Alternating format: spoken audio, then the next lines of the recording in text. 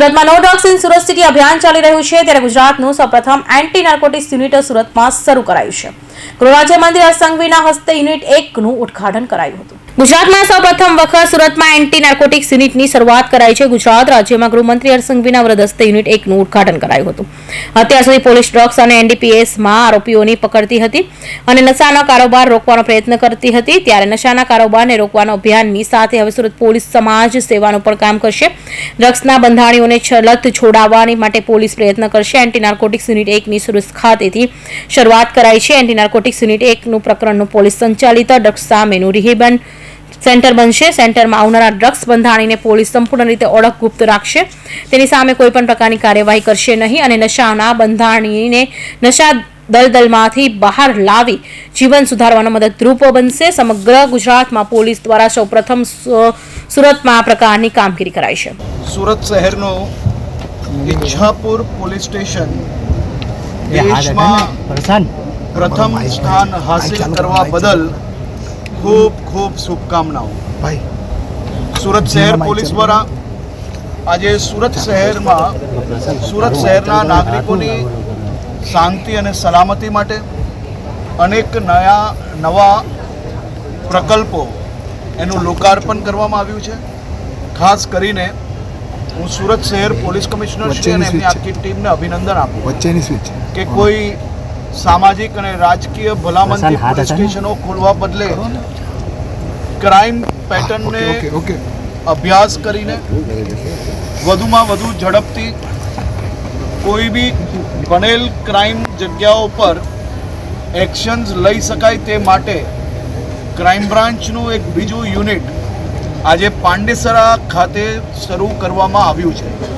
સુરત શહેરની crime pattern જોઈએ તો ઉધના, પાંડેસરા, લિંબાયત અને સચિન પોલીસ સ્ટેશનમાં સુરત શહેરના 40%થી વધારે ક્રાઇમો અહીંયા બનતા હોય છે.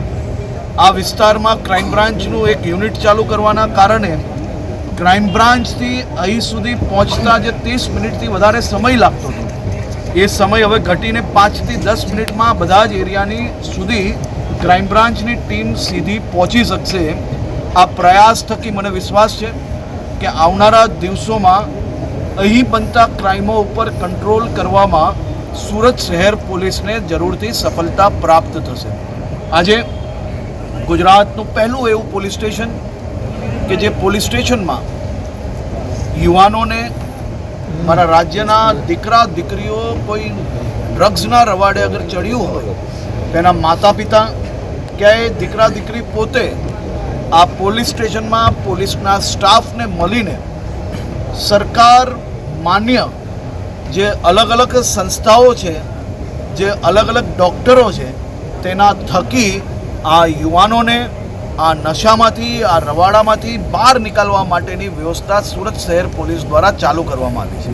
ત્યાં બી અલગ અલગ સ્ટાફોને અપોઇન્ટ કરવામાં આવ્યા છે જે સ્ટાફ દ્વારા આ યુવાનોને મદદ કરવામાં આવશે અને સાથે સાથે આ પરિવારજનોએ જરા બી ચિંતા કરવાની જરૂર નથી, કારણ કે કોઈ બી પ્રકારના કેસ એમના દીકરા દીકરી ઉપર નહીં કરવામાં આવે અને એમની જે ઓળખ છે એને બી કોઈ બી પ્રકારે જાહેર કરવામાં નહીં આવે એ પ્રકારની વ્યવસ્થાઓ સુરત શહેર પોલીસ દ્વારા કરવામાં આવી છે. હું ફરી એકવાર શહેરના સૌ નાગરિકો વતી સુરત શહેર પોલીસની આખી ટીમને અભિનંદન આપું છું.